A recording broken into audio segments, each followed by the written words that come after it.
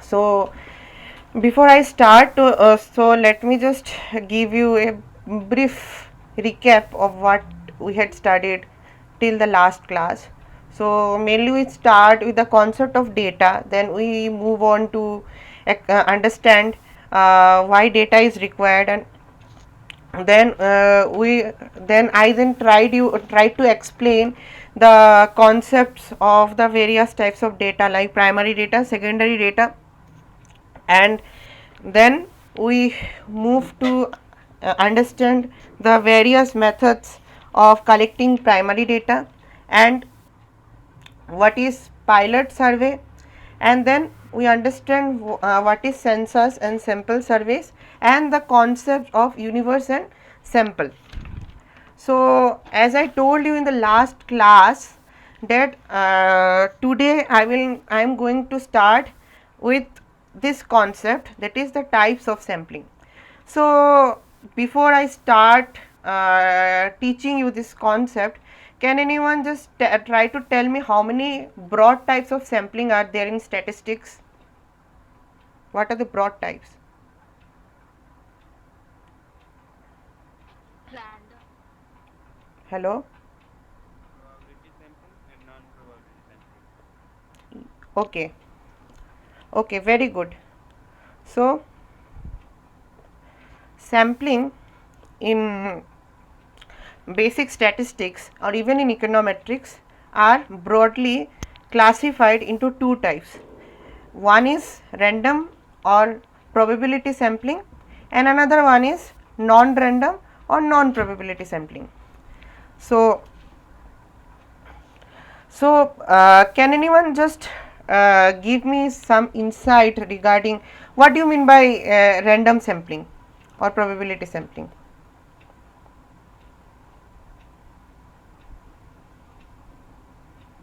Equal chance होता है जो सिलेक्ट होने में सैंपल रैंडम सैंपल। अच्छा, इक्वल चांस होता है, कोई एग्जाम्पल दे सकते हो छोटा सा?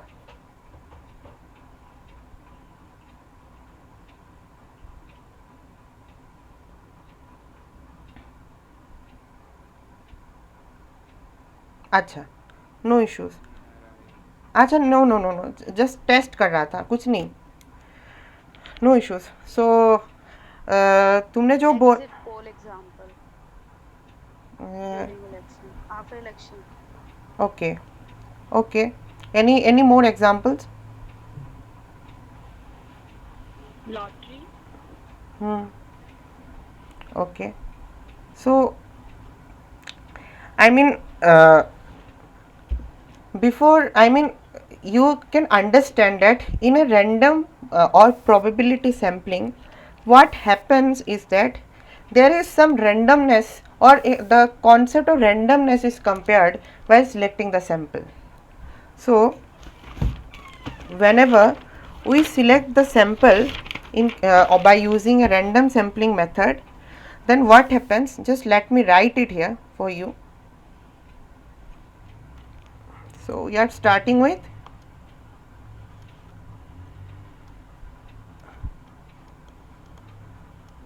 random or probability sampling.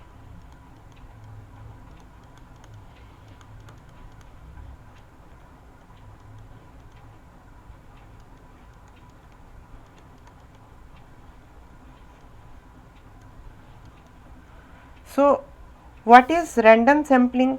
So random sampling is a type of sampling where, in case of which, all units all units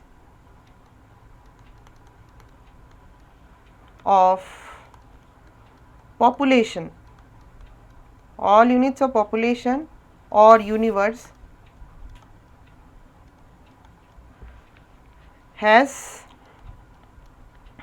equal chance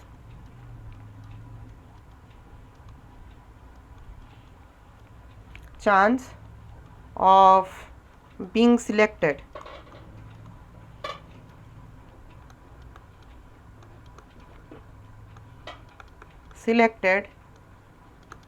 in the sample. the key point here which we need to highlight is that equal chance, this point, equal chance of being selected in the sample. So, I mean you will understand, like suppose let me give you one example, just a brief example, like suppose let me consider the size of the sample. I mean you know the size, what do you mean by size of a sample? I mean how many items, does the sample contain actually? Are you getting my point? Yes, ma'am. Okay, so suppose uh, your suppose let me consider the a population, let's say population of size 5. The population, let's say uh, total number of students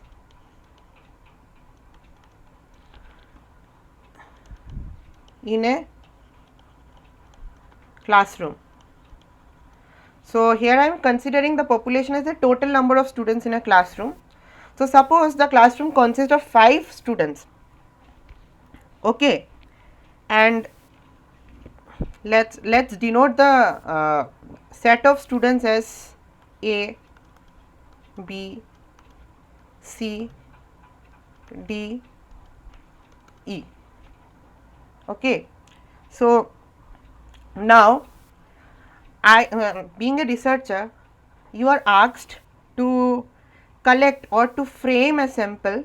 So what is the objective? Let me write the objective first. Objective of the survey. Objective is like you are asked to frame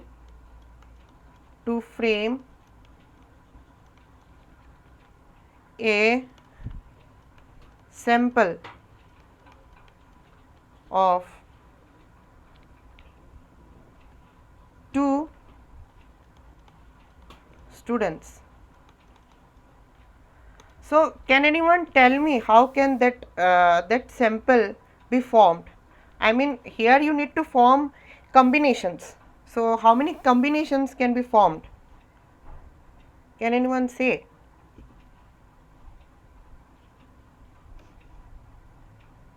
Are you getting the research question? I mean the research setup that I am giving you here.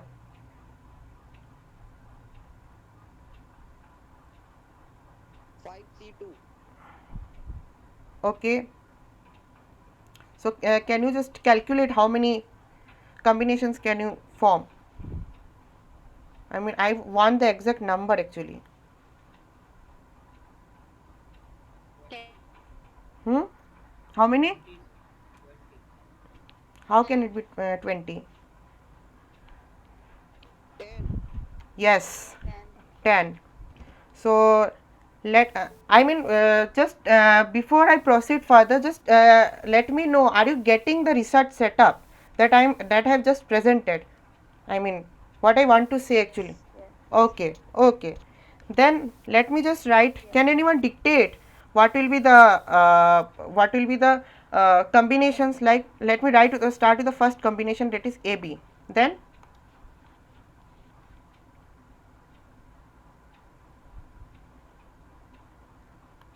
can I write AC?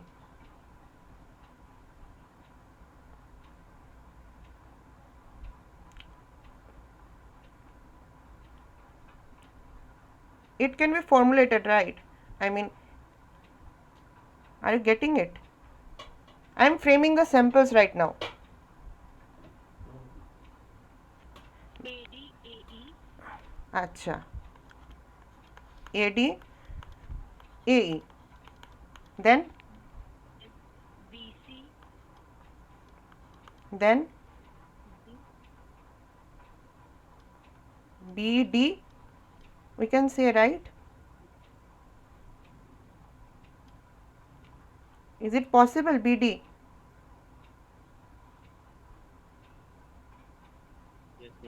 Hmm. Then BE. I am not repeating BA because AB and B are same. That's why. So wait, just wait. Give me a minute. Okay. So BE. Then we see how many combinations can be formed. CD, DE. Yes, very good. CE, CEDE. Okay, then how many samples are formed? There are 10 samples, right? Let me denote the size of the sample by small n. 10 samples. This is the size of the sample.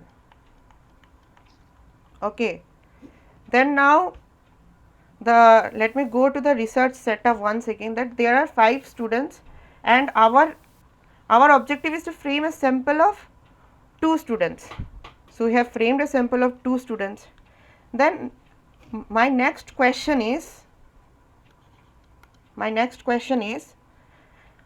what is the probability, sorry,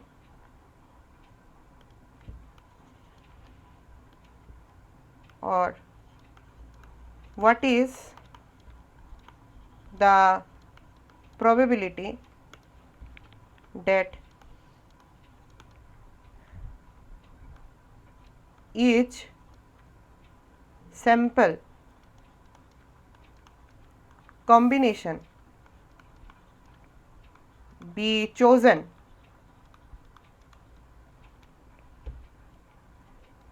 as the actual sample? What is the probability? Can anyone tell me the answer? 1 by 10, 1 by 10, right? The probability is 1 by 10. Yes. Yes. So it's 0.1. So in this way, actually, see, the point of showing this particular example is that the each and every, like suppose let's say this one, let me consider AD. Suppose you want to know the probability of this combination student A and student D to be selected in the sample, then their probability, the combination, or sorry, the probability of their combination being selected in the actual sample is 1 by 10. So each and every like AB, AC, AD, AE, BC, BT, BE, CD, CE, D till D, from AB till D, each and every element of the population has an equal chance of being selected into the sample, which is 1 by 10. And if you just add it up, I mean if you just add all the probabilities, then it will sum up to what will be the answer? It will sum up to 1. So you can see that, 10. 10. I mean I am asking you that if you add up all the probabilities, there are 10, right? 10 samples. But So that's the logic is probability should summed up to 1 actually. So I guess you guys did not your probability thing has not yet been started, right, in your course. It will be taught by Navneet sir actually. He will teach you, then more will be clear. This is basic probability, nothing to worry about it. So you can the sole purpose of showing you this particular example is to show you the randomness present in selecting the sample. I mean you can select any sample out of the 10 framed samples. So each and every sample has equal chance, right? See, like AB has 1 by 10 chance of being selected, AC has 1 by 10 chance of being selected, till AD, if you consider the probability or the chance of getting of being included into our original sample is 1 by 10. So that's the definition is stating that all units of the population and universe has equal chance of being selected in the sample. Is it okay? Are you getting the point? Yes, ma'am. Okay. So write another point on this basis that this method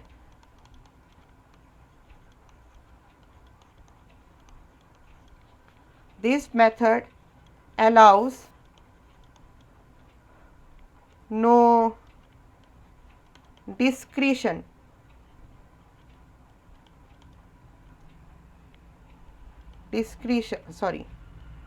allows no discretion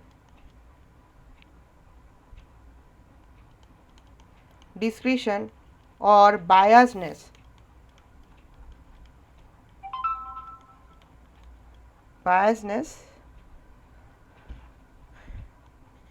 as to which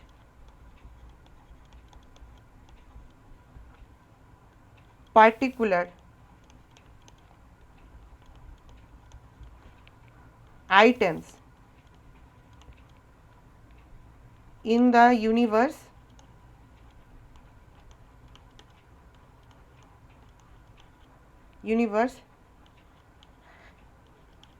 enter the sample.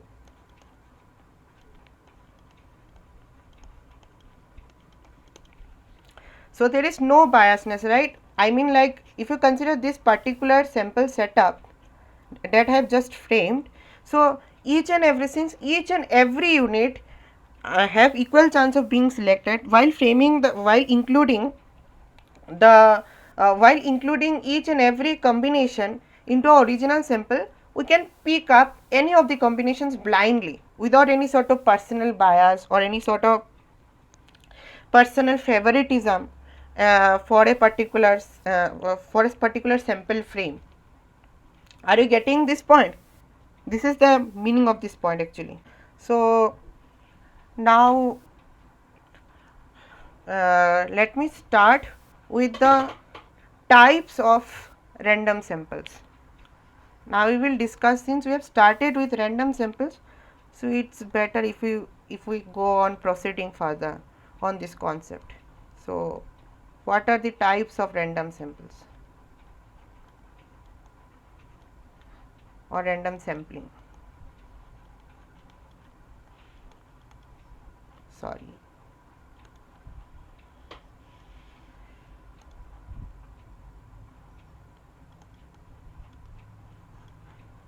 So what are the types? So there are, in statistics you will get 5 types of random sampling. 5 types of random sampling. So the first one is, can anyone say? Simple random sampling. Very good. You guys are very smart. I like it.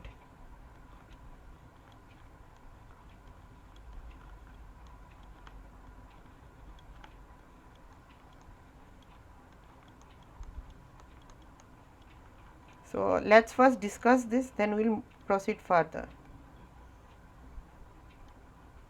Simple random sampling. So can anyone just try to define what is simple random sampling? Simple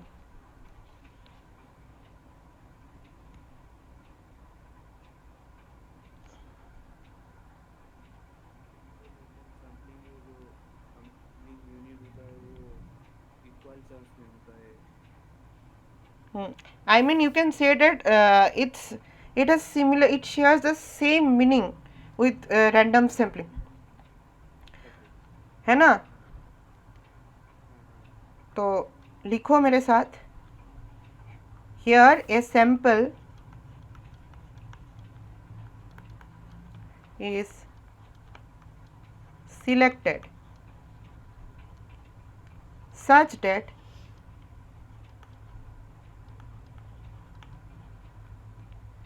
each and every item of the universe has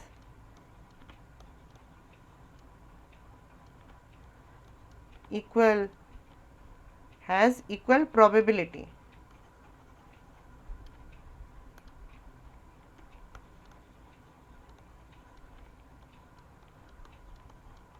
Has equal probability of being picked up.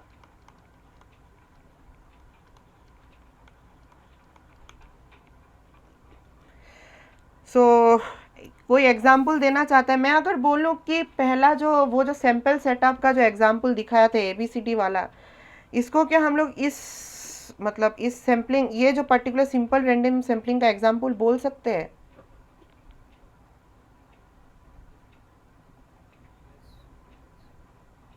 Okay okay, very good. तो मतलब it's simple random sampling में क्या होता है कि each and every item जितना भी मतलब वो जो 5 स्टूडेंट्स जो थे उनका जो कॉम्बिनेशन जो था वो 10 जो कॉम्बिनेशंस थे, तो वो 10 combinations each and every combination of students in the population has equal chance of being selected to frame the actual sample. तो और एक पॉइंट लिख लो कि ये बहुत इम्पॉर्टेंट पॉइंट है जो कि तुम लोगों को मालूम होना चाहिए कि here the population element can enter only once. तो यहाँ पर जो पॉपुलेशन सैंपल जो होता है ये सिर्फ एक बार ही एंटर कर सकता है सैंपल में. ठीक है ना? ये समझ में आया है सेंटेंस का मतलब? कभी कभी मतलब चूज द करेक्ट स्टेटमेंट ऐसे करके दे सकते हैं, तो that's why I have picked up this particular sentence. कभी कभी स्पेशली नेट वगैरह एग्जाम में ऐसे देते हैं कि choose the correct statement regarding simple random sampling. So ये सेंटेंस तुम लोग याद रखना कि सिंपल रैंडम सैम्पलिंग में each of the population element has only one chance of being selected. मतलब एक बार हमने अगर इंक्लूड कर लिया तो दोबारा उसको हम लोग इंक्लूड नहीं करेंगे. ठीक है? ओके, तो सेकंड टाइप में जाते हैं हम लोग अभी. तो कोई बताएगा सेकंड टाइप कौन सा हो सकता है? Stratified sampling.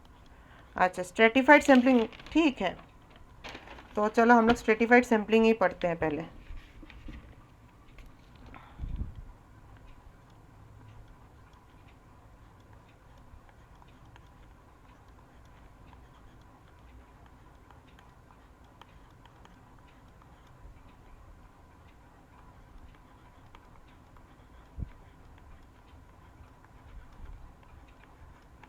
डेफिनेशन भी बता दो भाई स्ट्रेटिफाइड सैम्पलिंग का क्या होता है.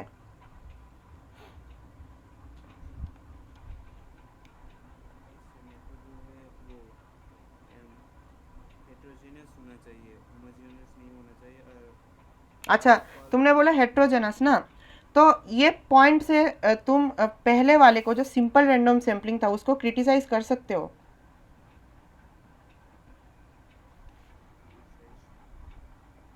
तुमने बोला कि स्ट्रेटिफाइड सैम्पलिंग हेट्रोजेनस पॉपुलेशन को माने हेट्रोजेनिटी को एक्सप्लोर करता है. तो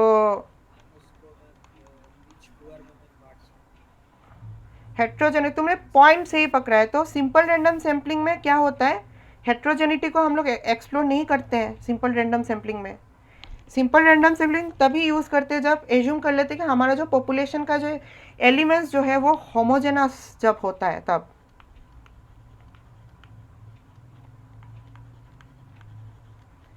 इसी वजह से ये जो कॉन्सेप्ट है ना, होमोजेनिटी का जो कॉन्सेप्ट, होमोजेनिटी ऑफ सैंपल्स, इस कॉन्सेप्ट के वजह से सिंपल रैंडम सैम्पलिंग यूज़ नहीं होता है ज़्यादातर टाइम। अगर तुम लोग स्टैंडर्ड गवर्नमेंट सर्वे के बारे में अगर पढ़ोगे ना, ज़्यादातर टाइम स्ट्रेटिफाइड सैम्पलिंग ही यूज़ होता है, because stratified sampling takes into account the heterogeneity that can prevail in a particular population. हम लोग बोलते हैं ना हिंदी में कि हाथों का 5 उंगलियां सेम नहीं होता है, but simple random sampling assume कर लेता है हाथों का 5 उंगलियां ही सेम होता है। वही परफेक्ट कंपटीशन जैसा, परफेक्ट कंपटीशन जो तुम लोग इकोनॉमिक्स में पढ़े हो, होमोजेनियस प्रोडक्ट्स, तो वो बहुत अनरियलिस्टिक होता है ना। तो ये जो होमोजेनिटी का जो एग्जाम्पशन जो है, जो सिंपल रैंडम सैम्पलिंग जो लेता है, that's very unrealistic. Am I clear? Okay, Yes, sir. पहले डिसाइड कर लो, मैम बुलाओगे या सर बुलाओगे? आप सर होते सर। हाँ, हिंदी में मैम निकल गया था। अच्छा, नो इशू। अच्छा, तो लिखो तुम लोग मेरे साथ। तो in this method we can divide the heterogeneous, इसको कोट कर दो, heterogeneous population into more or less homogeneous groups called stratas.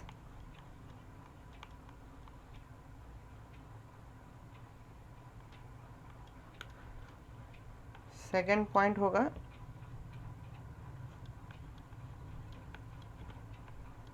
the sample is then composed of simple random sample taken from each strata. सो एक note लिख लो छोटा सा, मैं अब समझाऊंगा ये चीज़, बट पहले लिख लेते हैं उसके बाद। तो स्ट्रेटा का मतलब क्या है ये लिख लो तुम लोग पहले। What is strata? Strata means population inside it is homogeneous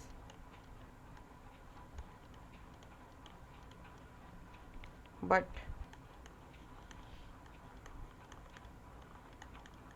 outside it is heterogeneous.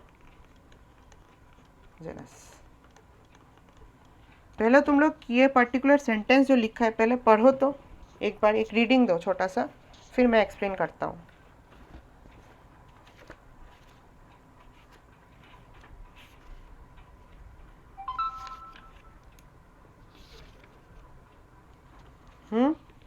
मतलब एक बार जस्ट एक ग्लिम्स दो क्या लिखा है मैंने। फिर मैं एक्सप्लेन करता हूँ। मैं चाहता हूँ तुम लोग खुद से समझो। लास्ट वाला लाइन क्या समझ में नहीं आ रहा है बताओ। ये आपने बोला कि थोड़ा समझाओ, तो किस लाइन समझाओ? नहीं, मैं बोल रहा हूँ तुम लोग एक बार पढ़ो, जस्ट एक ग्लिम्स दो। मैंने जो ये 3 पॉइंट्स जो लिखा है इसको एक बार तुम लोग खुद से पढ़ो, फिर मैं समझाता हूँ तुम लोगों को। पहले एक बार तुम लोग खुद से समझने का कोशिश करो।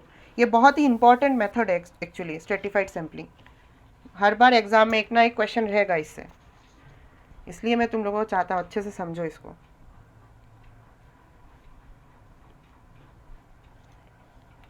ठीक है, इसमें क्या होता है एक्चुअली, जो सपोज मैं तुम लोगों को एक एग्जाम्पल देखिए समझाता हूँ। छोटा सा ही है, तुम लोगों ने लिख लिया ना ये?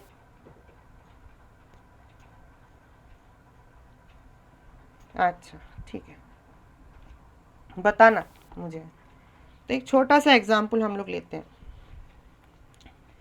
सपोज एक कॉलेज है, ठीक है।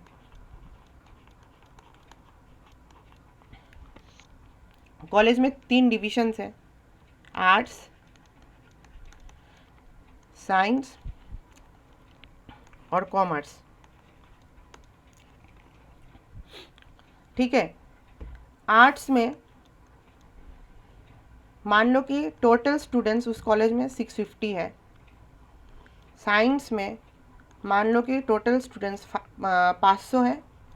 और कॉमर्स में मान लो कि टोटल स्टूडेंट्स 350 है। ठीक है, तो जस्ट एक बेसिक कैलकुलेशन करते हैं। तो टोटल स्टूडेंट्स कितना है कॉलेज में, कोई बताएगा?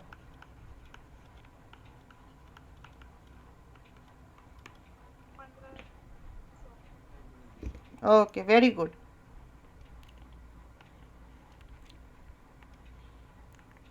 1500। ठीक है ना? तो अभी क्या होगा कि मैं चाहता हूँ कि यहाँ से हम लोग सैंपल निकालेंगे स्टूडेंट्स की। ठीक है, तो स्ट्रेटिफाइड रैंडम सैम्पलिंग देखो क्या होता है कि अगर मैं उसको मिला दूँ, एक्चुअली सपोज मान लो कि मैंने सिर्फ बोल दिया है कॉलेज में 150 स्टूडेंट्स हैं, तो इनका एवरेज मार्क्स कितने आ रहे हैं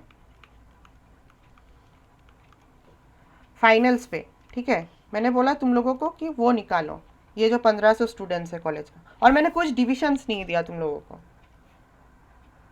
तो तुम लोग जो जो एवरेज जो निकालोगे, सपोज मान लो तुम लोगों का एवरेज कुछ निकला, एक रैंडम वेरिएबल देके डिनोट करते हैं। सपोज मान लो तुम लोगों का एवरेज निकला मान लो 90 निकला। ठीक है, सपोज तुम लोगों ने बोला कि इन 1500 स्टूडेंट्स लोगों का जो एवरेज मार्क है 90 है। बट मैंने इनिशियली तुम लोगों को डिवाइड नहीं किया था वो चीज़। तो ये जो पॉपुलेशन है ये क्या है, होमोजेनस है या हेट्रोजेनस है, अगर डिवीजन ना हो इनिशियली?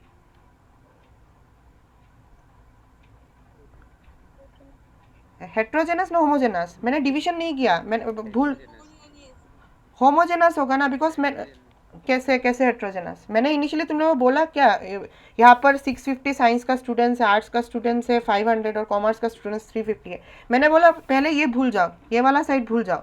पहले सपोज मान लो कि एक कॉलेज है, उसमें 1500 स्टूडेंट्स है, और मैंने बोला कि उन सारे 1500 स्टूडेंट्स का एवरेज मार्क्स लेके आओ। एवरेज मार्क्स मुझे चाहिए, ऑन एन एवरेज कितना मार्क्स स्कोर कर रहा है फाइनल में। तो तुम लोगों ने एवरेज निकाल के बोला कि सर 90 स्कोर आ रहा है ऑन एन एवरेज। तो ये जो चीज़ है, ये जो 1500 जो पॉपुलेशन, जब मैंने बोला कि कोई डिविजन्स नहीं है, तो वह होमोजेनियस पॉपुलेशन होगा।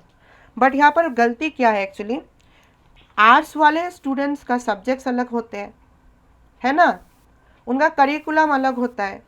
साइंस का अलग होता है, साइंस का करिकुलम प्रैक्टिकल्स रहता है, तो उनका उनका सब्जेक्ट्स भी बहुत डिफरेंट होता है। कॉमर्स का सब्जेक्ट्स भी बहुत डिफरेंट होता है। तो ये जो उनका जो मार्किंग सिस्टम होगा वो भी तो अलग अलग होगा ना। समझ रहे हो मेरे बात को? Yes ma'am. उनका मार्किंग सिस्टम भी तो अलग अलग होगा। अभी एक आर्ट्स का करिकुलम के साथ साइंस का करिकुलम को हम लोग मैच नहीं करवा सकते हैं ना, दे आर टोटली डिफरेंट। तो करिकुलम भी डिफरेंट होगा, उनका जो मार्किंग पैटर्न भी डिफरेंट होगा। तो वो जो हेटेरोजेनिटी को जब हम लोग जब लेते हैं ना, कि देखो ये जो तीनों जो स्ट्रीम्स है वो हेटेरोजेनस है।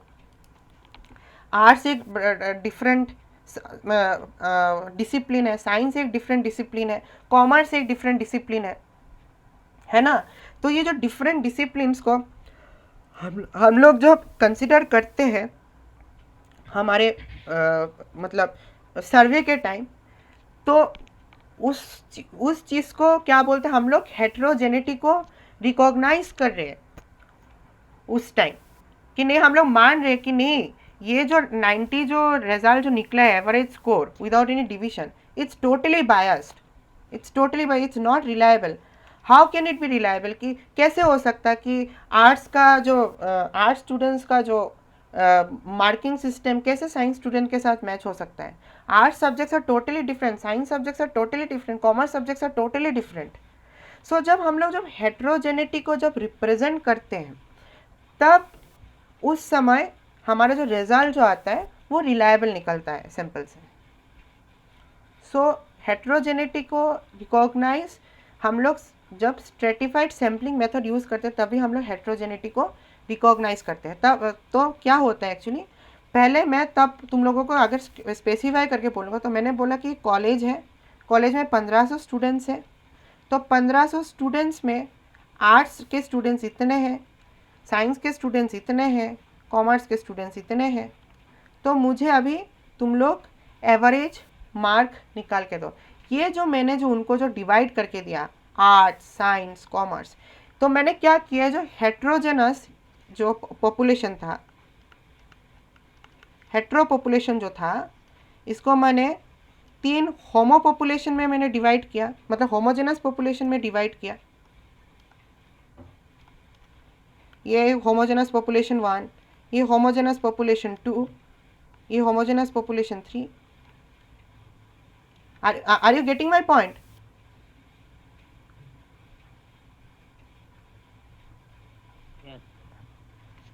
Yes, sir. फिर मैंने बोला कि इनमें से कुछ स्टूडेंट्स का कॉम्बिनेशन निकालो, कुछ कॉम्बिनेशन निकालो यहाँ से, मतलब सैंपल्स निकालो, यहाँ से एक सैंपल निकलेगा, यहाँ से एक सैंपल निकलेगा, फिर मुझे उनका एवरेज मार्क कंप्यूट करके दो। तब तुम लोगों का निकला कि 87.5 सपोज मान लो एवरेज मार्क, ठीक है ना। ये जो निकलेगा ये थोड़ा रिलायबल होगा। तो मैंने क्या किया, ये जो हेट्रोजेनस पॉपुलेशन को 3 होमोजेनस पार्ट्स में डिवाइड किया, जैसे कि आर्ट्स साइंस कॉमर्स। तो ये जो होमोजेनस पार्ट्स है ना, इसको हम लोग स्ट्रेटिफाइड सैम्पलिंग में बोलते हैं स्ट्रेटास। इसलिए देखो वहाँ पर मैंने लिखा है कि we can divide the heterogeneous population. हमारे एग्जाम्पल में हेट्रोजेनस पॉपुलेशन कौन सा था, बता सकते हो कोई, कौन सा था हेट्रोजेनस पॉपुलेशन? इसमें कौन सा था heterogeneous population? Science commerce art. Art science. हाँ, मतलब टोटल नंबर ऑफ स्टूडेंट्स ना। तो स्ट्रेटा कौन सा होगा? मैंने क्या लिखा है, अब मैच करके दिखाओ। We can divide the heterogeneous population into more और less homogeneous groups called strata. तो हम लोगों ने ये जो हेट्रोजेनस पॉपुलेशन है, ये जो, इसको हम लोगों ने 3 ग्रुप्स में बांटा इसको, arts science commerce. We have divided into 3 parts. So ये जो आर्ट्स वाले स्टूडेंट्स होंगे, इसमें एक होमोजेनिटी है, वो लोग ऑलमोस्ट सिमिलर सब्जेक्ट्स पढ़ रहे हैं। ये साइंस वाले, इस पर भी एक होमोजेनिटी होगा, वो लोग फिजिक्स केमिस्ट्री मैथमेटिक्स बायोलॉजी ऐसा कुछ कॉम्बिनेशन लेके पढ़ रहा होगा। कॉमर्स वाले का कॉम्बिनेशन भी सेम हो रहा है ना। मतलब वो लोग accountancy business studies they will study. तो मैंने क्या किया, जो हेट्रोजेनस पॉपुलेशन है इनको 3 होमोजेनस पॉपुलेशन में डिवाइड किया। फिर after dividing the population into homogeneous stratus, then we will conduct the simple random sampling method.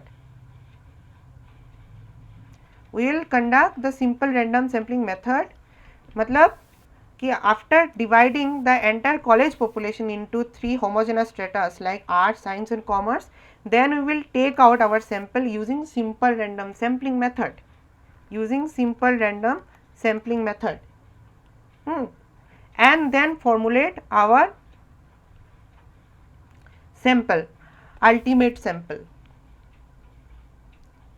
So stratified sampling में क्या होता है, फर्स्ट स्टेप में हम लोग स्टेटस बनाते हैं और सेकेंड स्टेप में हम लोग क्या करते हैं, उस स्ट्रेटा से हम लोग सिंपल रैंडम सैम्पलिंग लगा के सैंपल निकालते हैं.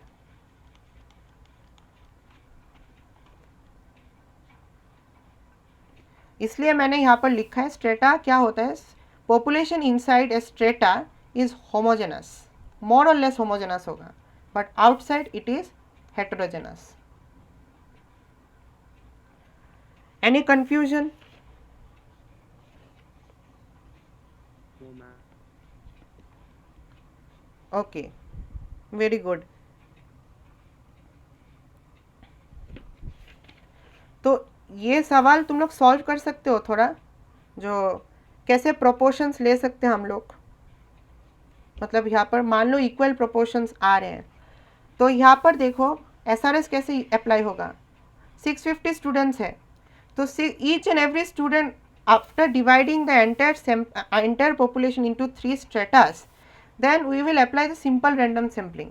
तो यहाँ पर क्या होगा, each and every student in a particular strata has equal chance of being selected, isn't it. मतलब आर्ट्स वाले अगर कंसिडर कर ले, considering the arts strata, then each and every student belonging to this 650 art students has equal chance of being selected,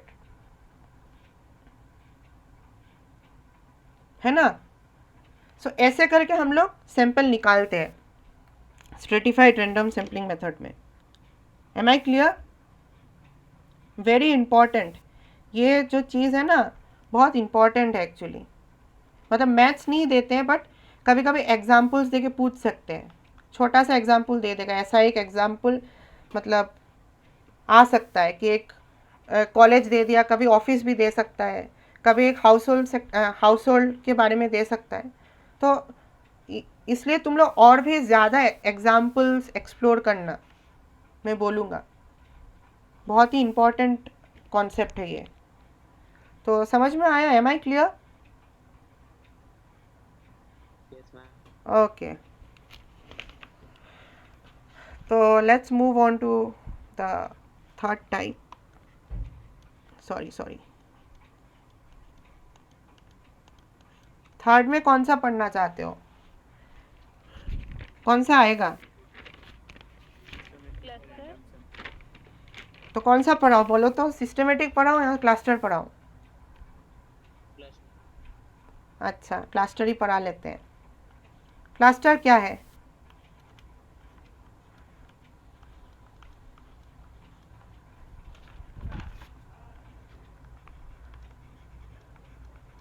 मतलब जो population होता है different group में ज़्यादातर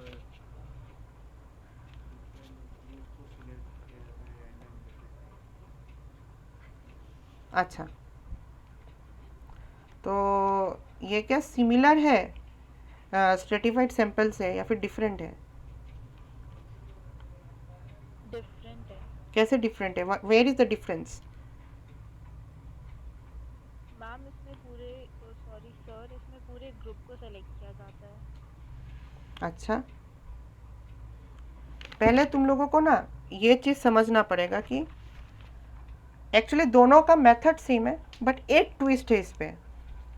तो पहले ये लिखो कि, पहले लिखो मेरे साथ, मैं तुम लोग खुद लिखोगे, सेम इसके जैसा लिखना है, ठीक है? कि वी कैन डिवाइड द, इस पे भी हेट्रोजेनिटी को कंसिडर करा जाता है. We can divide the whole population, entire population और entire heterogeneous population into more और लेस होमोजेनस ग्रुप्स लिखा हुआ है, बट वहाँ पर एक ट्विस्ट है इस पर। देखो स्ट्रेटा में क्या होता है, status are like status contains items which are homogeneous actually. But यहाँ पर क्या होता है, लिखो मेरे साथ, तुम लोग ही लिखो कि क्लस्टर सैंपल में क्या होता है। पहले लिखो, उसके बाद मैं एक्सप्लेन करता हूँ। The entire population is divided into certain subgroups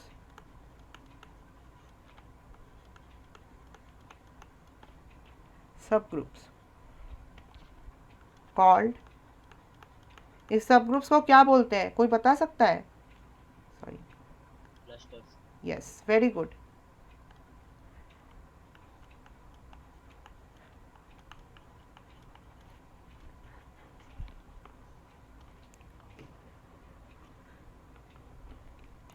ये क्लस्टर का कुछ एग्जाम्पल दे देते हैं, फिर मैं समझाता हूँ। This clusters can be city words हो सकता है, समझ रहे हो ना? सिटी वर्ड्स क्या होता है? House holds.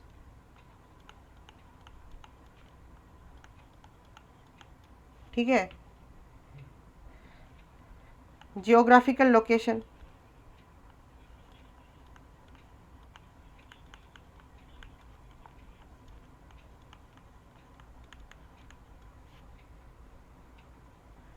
और social units.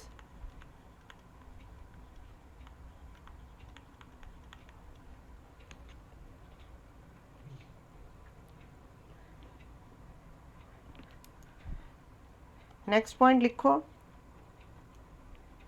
Then certain clusters are selected at random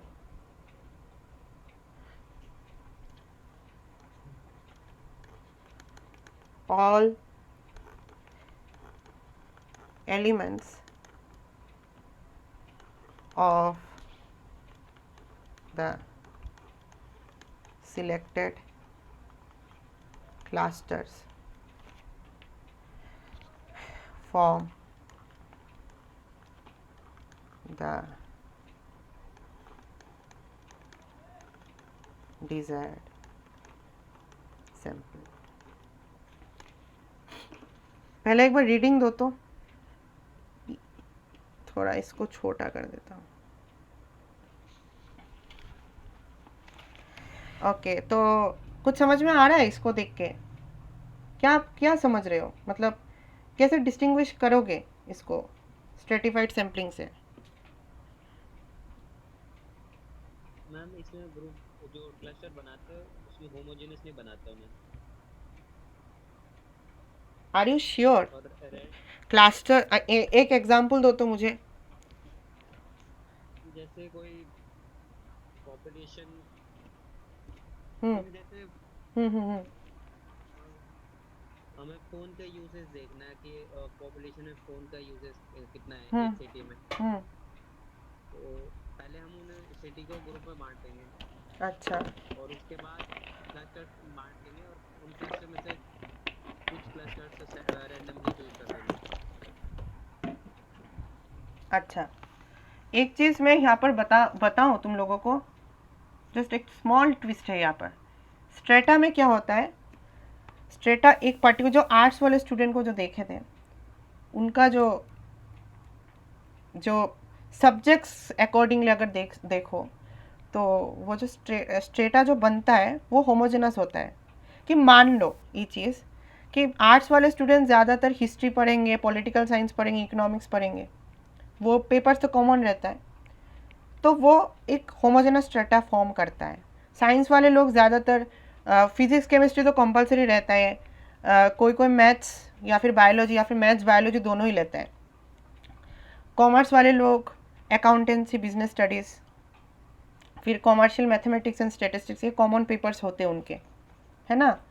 तो ये जो स्ट्रेटा जो बनता है, स्ट्रेटा के अंदर जो एलिमेंट्स होता है वो मोर और लेस, मैंने फुल पहले वाले सेंटेंस में देखना, जब मैंने स्ट्रेटा का जब वो डिफाइन किया था स्ट्रेटिफाइड वाला, ये वाला पार्ट भी देखना तुम लोग बोल सकते हो कि ये कैसे, ये जो मोर और लेस होमोजेनस ग्रुप्स, मतलब जो ग्रुप जो होगा फुल्ली होमोजेनस नहीं होगा, स्ट्रेटा में जो एलिमेंट्स होगा वो फुल्ली होमोजेनस नहीं होगा, बट कुछ ना कुछ सिमिलरिटी उनके उनके बीच में रहेगा, समझ रहे हो ना। बट क्लस्टर्स में क्या होता है, ये जो क्लस्टर्स जो है इस पे क्या होता है जानते हो, क्लस्टर्स जो है दे आर होमोजेनस आउटसाइड, ये पॉइंट इंपॉर्टेंट है। क्लस्टर्स जो है, एक एग्जांपल जब दिखाऊंगा तब समझ में आया जाएगा। सॉरी मेरा हिंदी थोड़ा प्रॉब्लमेटिक है, try to cope up. Homogeneous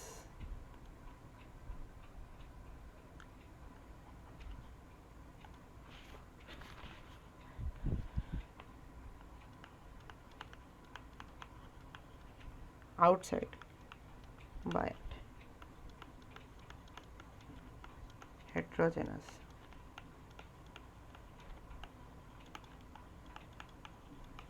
inside। कोई मतलब कोई बता सकता है ये जो स्टेटमेंट जो लिखा है ये सही है या गलत है, मतलब मैं बोलूँगा ये सही है, if anyone wants to argue against this particular statement, कैसे सही है कैसे गलत है।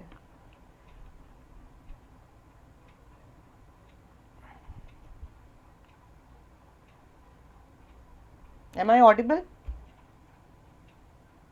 Yes. Yeah. So any comments?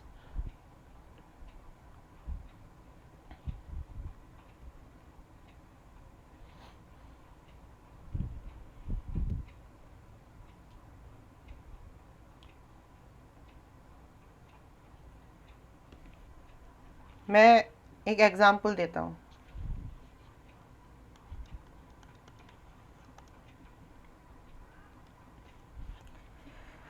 Suppose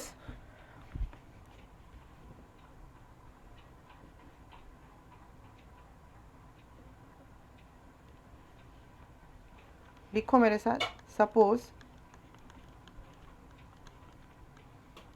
we want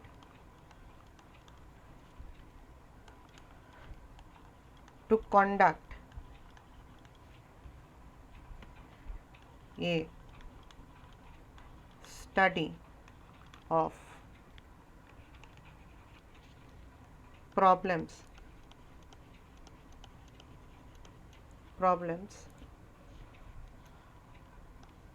of students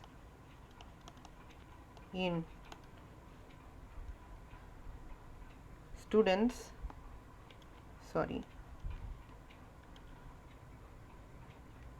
of colleges in Assam. ठीक है, हम लोग एक सर्वे कर रहे हैं कि आसाम के कॉलेजेस में जो स्टूडेंट्स रहते हैं उनका वो लोग क्या क्या प्रॉब्लम से फेस कर रहे हैं, व्हाट आर द प्रॉब्लम्स। तो हमारा फर्स्ट स्टेप क्या होगा, what will be our first step, we will prepare a list of all colleges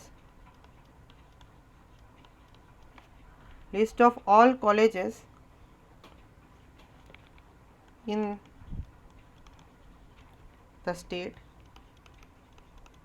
हाँ, मान लो कि टोटल कॉलेजेस इन आसाम, जिसको मैं कैपिटल एन से डिनोट कर रहा हूँ, सपोज मान लो 1000 कॉलेजेस हैं पूरे आसाम में।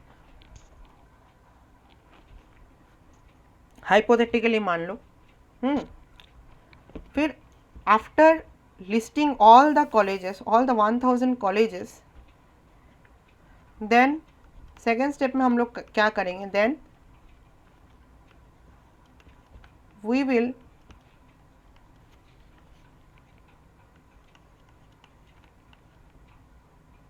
select a random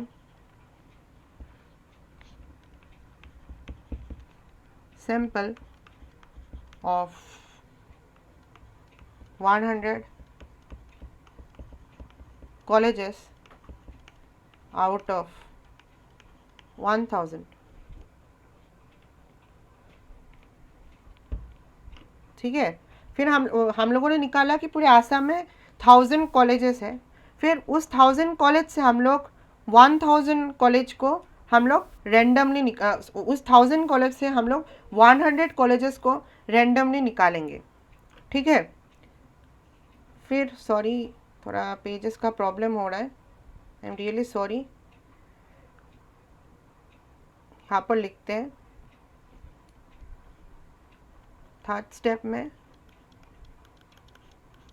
क्या होगा, ऑल द स्टूडेंट्स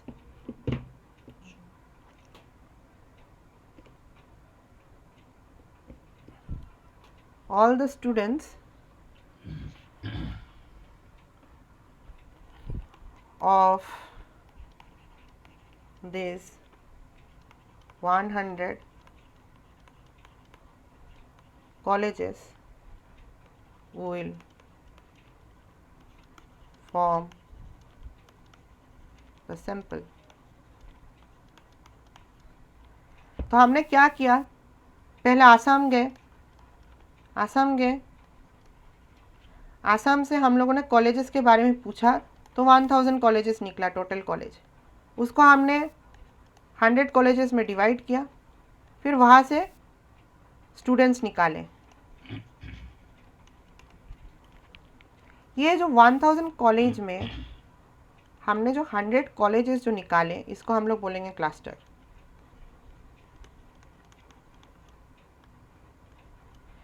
तो ये देखो क्लस्टर जो है ये हेट्रोजेनस है ना।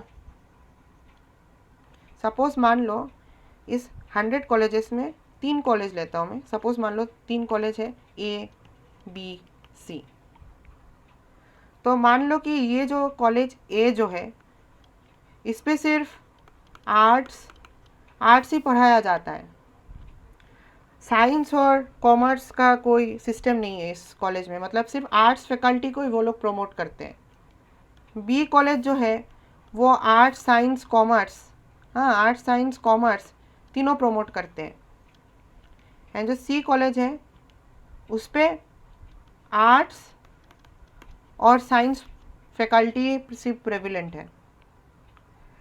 तो these are heterogeneous right, irrespectively।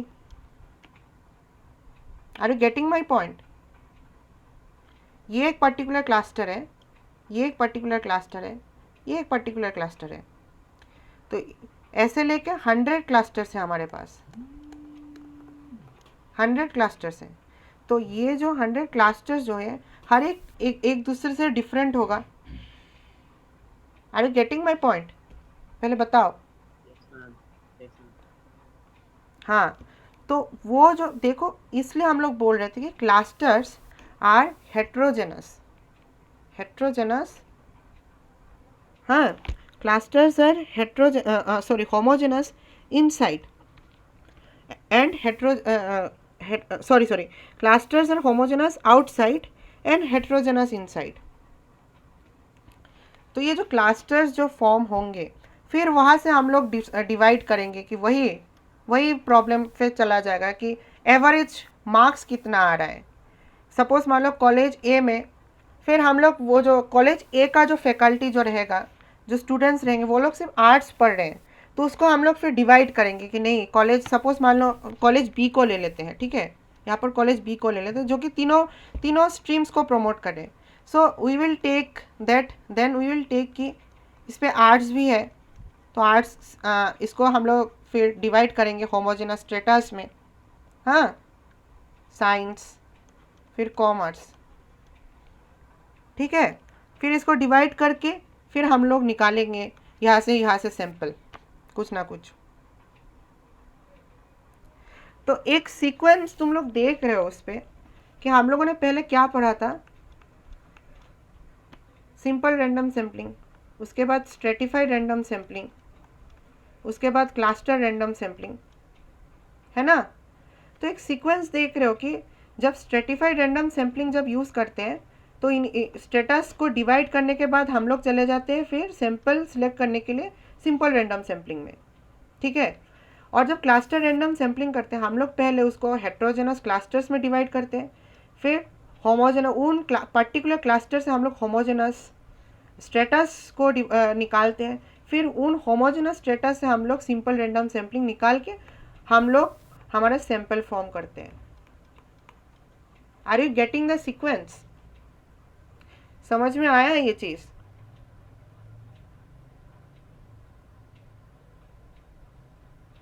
Yes ma'am.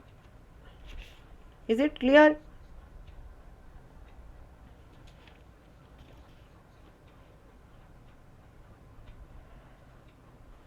M I audible? Yes ma'am. कौन सा पार्ट समझ में नहीं आया, थोड़ा बताओ। कौन सा पार्ट? जो ये वाला, मतलब ये वाला?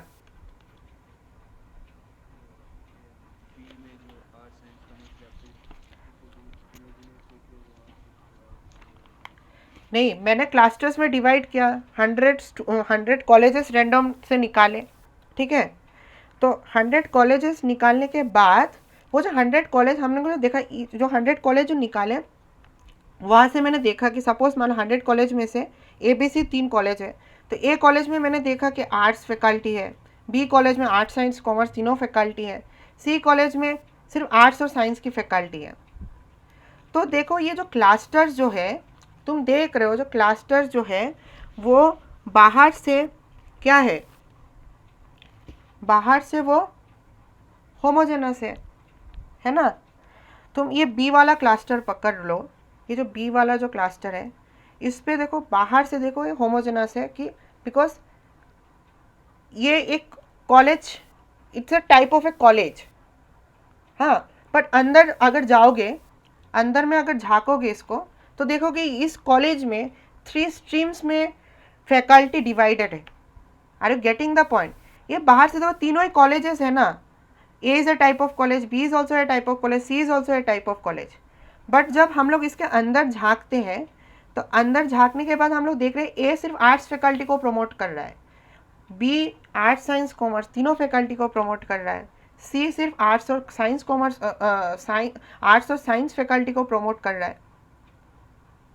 बाहर से क्लस्टर्स क्या, क्लस्टर्स ऐसा होता है कि बाहर से तुम्हें लगेगा कि ये तीनों ही सिमिलर है, तीनों ही कॉलेजेस हैं, बट जब तुम अंदर झाँकोगे ना तब तुम डिफरेंस तुम लोगों को समझ में आ जाएगा कि नहीं, इन तीनों में डिफरेंस है, कि ये एक पर्टिकुलर फैकल्टी को प्रमोट कर रहा है, ये तीनों फैकल्टी को प्रमोट कर रहा है, ये सिर्फ आर्ट्स और साइंस फैकल्टी को प्रमोट कर रहा है। समझ में आया है वो चीज़? अभी बताओ, ठीक है ना। तो होमोजेनस कहाँ पर मैं बोल रहा हूँ, होमोजेनस ये है कि तुम लोग बोलोगे सर ये तो तीनों ही कॉलेजेस है, कॉलेज दे आर उस एजुकेशनल इंस्टीट्यूशन का टाइप क्या है, college, 3 of them are colleges. But if you peep inside, then you will find that all the 3 colleges promote 3 different faculties. There is no homogeneity. That's why I am saying that outside the clusters are homogeneous, but inside there is a prevalence of heterogeneity. ठीक है, समझ में आया? Okay then मैं आज ये ख़त्म करूँगा ये चीज़। अभी हम लोग पढ़ेंगे नेक्स्ट, कौन सा टाइप पढ़ना चाहते हो? और 2 टाइप्स है, ओके। सिस्टमेटिक सैम्पलिंग, वो भी बहुत इम्पॉर्टेंट चीज़ है, ये आता है। स्ट्रेटिफाइड सैम्पलिंग और सिस्टमेटिक सैम्पलिंग अच्छे से पढ़ना, ये क्वेश्चंस में रहेगा। तुम मास्टर्स के क्वेश्चंस बोलो, पीएचडी के क्वेश्चंस बोलो, यूजीसी नेट बोलो, गेट बोलो, ये रहता है। अच्छे से पढ़ना उस चीज़ को।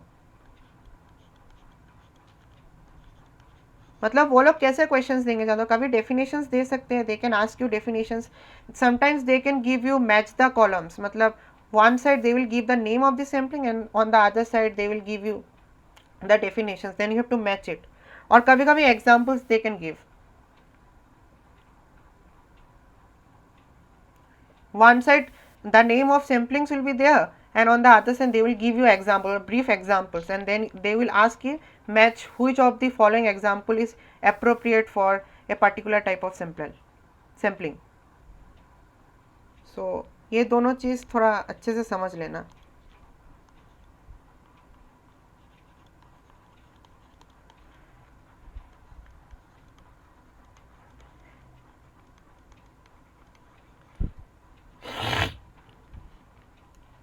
सॉरी. तो सिस्टमेटिक सैम्पलिंग क्या होता है, इस पे कोई बता सकता है? क्या समझते हो? जो पॉपुलेशन है वो सिस्टमेटिकली अरेंज होता है, hmm. Number of sample unit are selected और एट इक्वल इंटरवल्स में. अच्छा, ओके. Any more insight?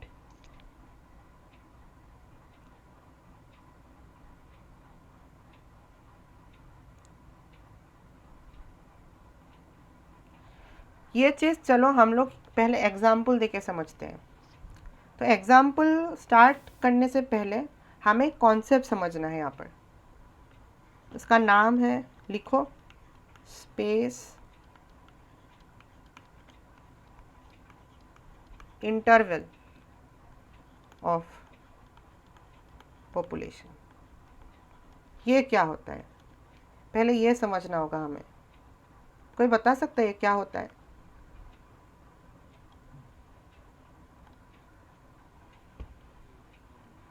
गिनती के टाइम जो स्पेस रहता है, मानो कि अगर 50 पॉपुलेशन है तो हम जब लेते हैं 5 तो 5 आएगा, फिर 10th आएगा, ऐसे सीरियली आएगा. इसका एक मैथमेटिकल फॉर्मूला है, जानते हो? अच्छा अच्छा, ठीक है ठीक है. तो स्पेस इंटरवल क्या होता है? सपोज मान लो एक सैंपल, एक पॉपुलेशन है. मैं इसको डायग्रामेटिकली तुम लोग ड्रॉ करके दिखाता हूँ. सपोज मान लो ये एक पॉपुलेशन है और यहाँ से तुम लोगों ने एक सैंपल निकाला, सपोज, ठीक है. इस पॉपुलेशन में n एलिमेंट्स थे, कैपिटल N, और उस n एलिमेंट्स ने तुमने एक सैंपल फ्रेम किया जिसका एलिमेंट्स है, sorry I am really sorry,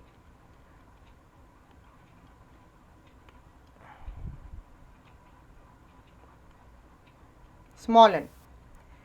तो space interval of population is denoted by k, capital K. तो how can you compute the space interval of population? It is given by the population size divided by the sample size. Suppose मैं तुम लोगों को एक task देता हूँ. Suppose मान लो कि सैंपल जो पॉपुलेशन साइज है 100 और तुम लोगों ने निकाला सपोज मान लो 10 आइटम्स. तो n का वैल्यू 10 होगा, तो k का वैल्यू कितना होगा?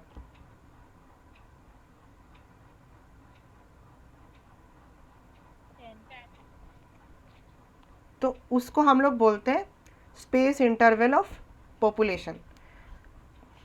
तो मतलब इसका मतलब क्या है एक्चुअली कि out of 100, sorry not 100, out of sorry what I can say, out of n population size, how many samples can be derived actually? I mean what, sorry, no, sorry, I have totally given you the wrong information actually. मतलब out of I mean जो n से जो divide करें, I mean how can you divide the, how can you frame the sample actually. The space interval of population shows us the process of framing the sample.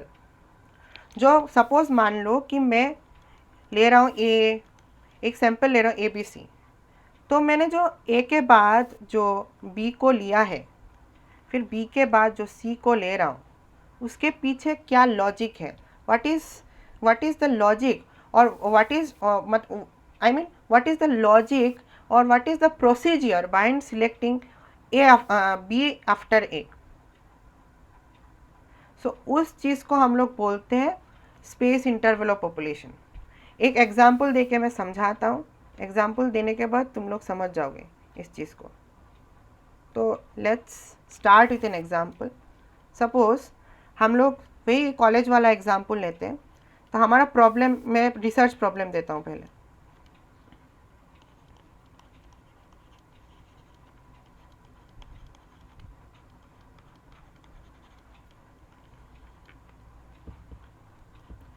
तो मान लो कि हमारे पास 100 students हैं. Capital N का मतलब समझ रहे हो, ठीक है.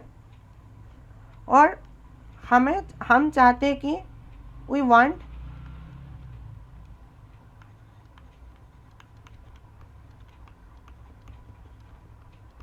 ए sample of 10 students. We want a sample of 10 students, ठीक है. तो स्मॉल एन का साइज कितना होगा, 10 होगा.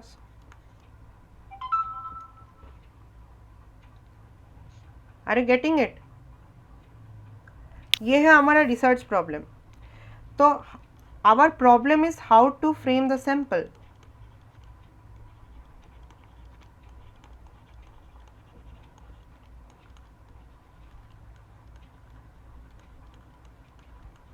This is our problem. मैंने तुम लोगों को सिचुएशंस दे दिया, but how can you frame the sample. So हम लोग ऐसे कर सकते हैं कि firstly what you can do, all arrange all 100 students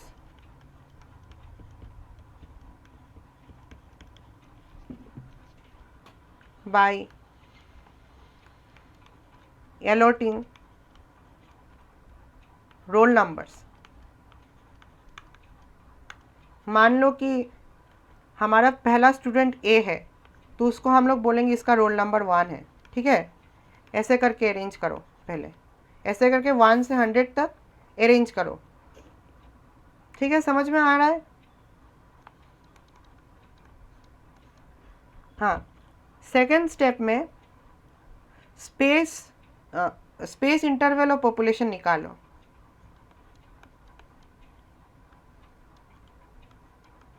तो क्या होगा स्पेस इंटरवल ऑफ पॉपुलेशन, ठीक है. उसके बाद third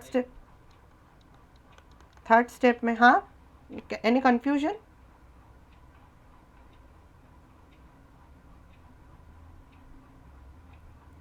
any confusion.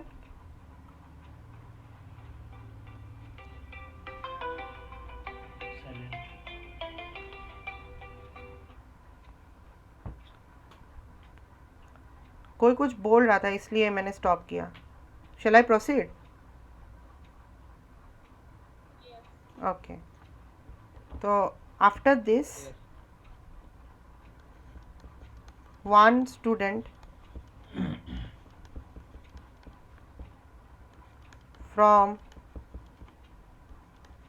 the first 10 row, sorry, not row, from the first 10 at random at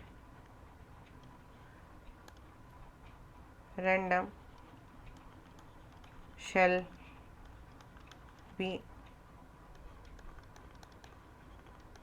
picked up.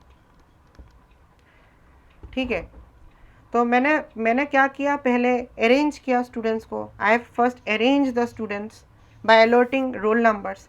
If A is the first student I have selected, then I will allot him roll number 1.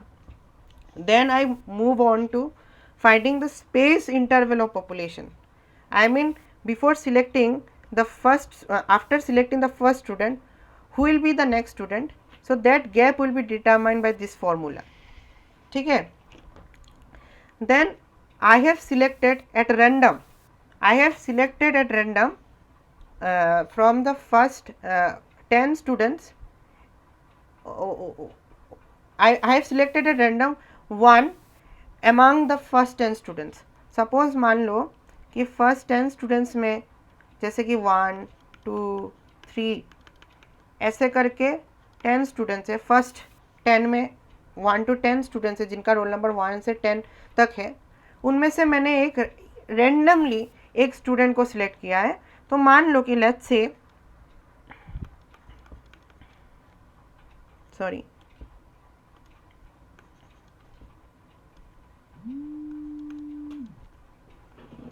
Let's say उसका role number 5 है. We select student having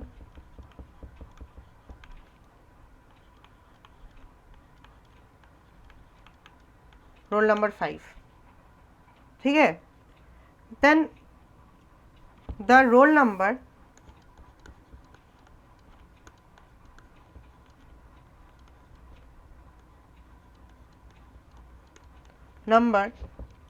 of the first वाला मैं यहाँ पर बिठाता हूँ 5 को. तो कितना हमें सैम्पल 10 बनाना है. तो कितने पहले मैंने रोल नंबर 5 को सिलेक्ट किया, उसके बाद कितने स्टूडेंट्स को और सिलेक्ट करना है?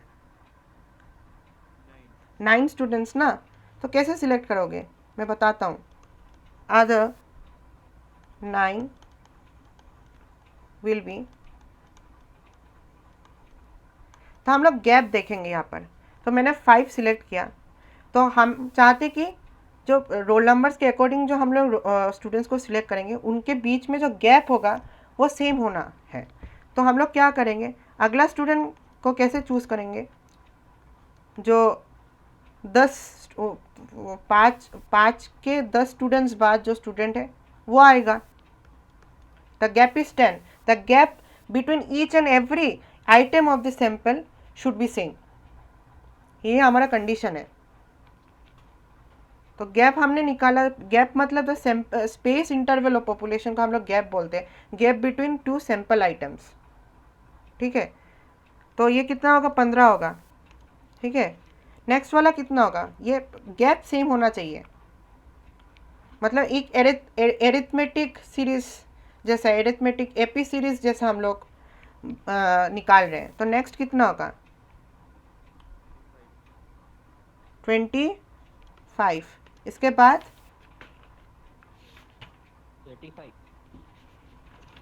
35. इसके बाद तो हाँ, तो तुम लोग देखना ऐसे कर करके हम लोग लास्ट कितना होगा, कितना जाएगा. तो इनके बीच में देखना गैप क्या है, 10 10 10 10 है. तो इसका मतलब क्या है, जो sample the sample which are getting selected here, they are selected on the basis of some system. एक सिस्टम प्रिवेल कर रहा है. I mean it's following sort of an AP series, right. एक एरिथमेटिक प्रोग्रेशन सीरीज फॉलो कर रहा है जहाँ पर कॉमन डिफरेंस क्या है, 10 है. सो तो जब हम लोग जब सैंपल सिलेक्ट करेंगे by using sort of systematic procedure, so then that sort of sample is termed as systematic sampling. समझ में आया कॉन्सेप्ट? Are you clear? तो हम लोग लिख लेते हैं उस चीज़ को, ठीक है, इसके बाद हम लोग स्टॉप कर देंगे। तो सिस्टमेटिक सैम्पलिंग का डेफिनेशन क्या लिख सकते हैं हम लोग? फर्स्ट पॉइंट लिखो, only the first item is selected at random. तुम लोग एग्जाम्पल के साथ इसको मैच कर करके देखो। पहले हमने क्या किया, जो फर्स्ट आइटम जो रोल नंबर 5 को रैंडमली सिलेक्ट किया, ठीक है, समझ में आ रहा है इस चीज़ का? Are you getting it? The rest being selected automatically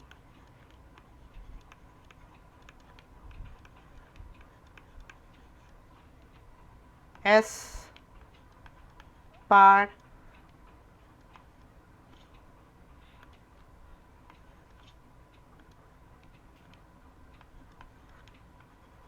some predefined pattern. Predefined pattern मतलब समझ में आ रहा है कि हम लोग चाहते थे दो स्टूडेंट्स के बीच में जो गैप जो होना चाहिए वो 10 होना चाहिए, ठीक है? समझ में आया इस लाइन का मतलब, इस सेंटेंस का मतलब?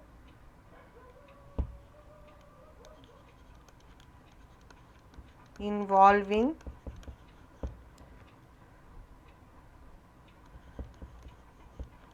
रेगुलर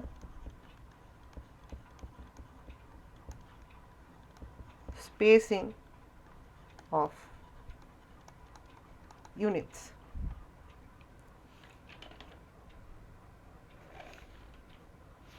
ठीक है, सो ये समझ में आ गया ये method, systematic sampling method. Okay, so right now we are running, I mean almost we have come to the end. एक लास्ट जो रैंडम सैम्पलिंग मेथड में एक लास्ट वाला जो टाइप है मल्टी स्टेज सैम्पलिंग जो है वो अभी नहीं करवा रहा हूँ, वो नेक्स्ट क्लास में हम लोग कंटिन्यू करेंगे। सो आज इतना तक रहने देते हैं, ठीक है? तुम लोग थोड़ा अच्छे से पढ़ना इस चीज़ को and try to find out some more examples out of it. और नेक्स्ट क्लास में हम लोग मल्टी स्टेज सैम्पलिंग पढ़ने के बाद हम लोग नॉन रैंडम सैम्पल और नॉन प्रोबेबिलिटी सैम्पलिंग के बारे में पढ़ेंगे, उस पर क्या क्या टाइप्स है। हाँ, उस पर एक इम्पॉर्टेंट क्वेश्चन जो आता है ज़्यादातर स्नोबॉल सैम्पलिंग के ऊपर, तो उसके ऊपर हम लोग ज़्यादा थोड़ा फोकस करेंगे। फिर हम लोग चले जाएंगे वो सब चीज़ समझने में कि पैरामीटर और स्टैटिस्टिक क्या होता है और क्यों यूज़ होता है, और सैम्पल और नॉन रैंडम सैम्पलिंग और नॉन सैम्पलिंग एरर क्या होता है।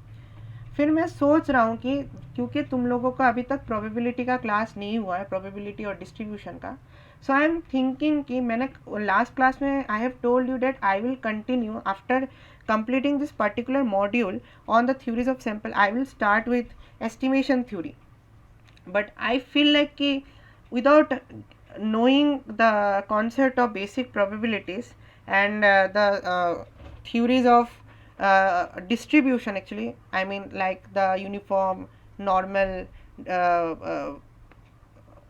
then binomial distribution, without knowing these concepts it will be very difficult for you to understand the theory of estimation.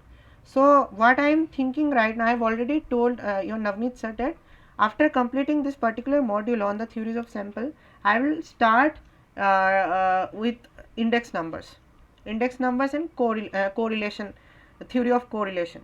That will be better actually. Then Navneet sir will take that probability and distribution theory, and then we will start with theories of estimation and hypothesis testing. Am I clear?